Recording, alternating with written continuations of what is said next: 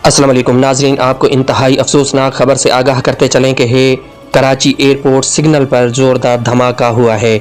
जी हाँ नाजरीन, आपको बता रहे हैं कि कराची जिन्ना इंटरनेशनल एयरपोर्ट के सिग्नल पर काफ़ी ज़ोरदार धमाका सुना गया है, जिसमें काफ़ी गाड़ियों को भी नुकसान पहुंचा है। नाजरीन, आपको फिर बताते चलें कि कराची इंटरनेशनल एयरपोर्ट का जो सिग्नल है, जहां पर कुछ देर के लिए गाड़ियां रुकती हैं, जिन्ना इंटरनेशनल एयरपोर्ट के बिल्कुल सामने वाला जो सिग्नल है, वहां पर एक ज़ोरदार धमाका सुना गया है।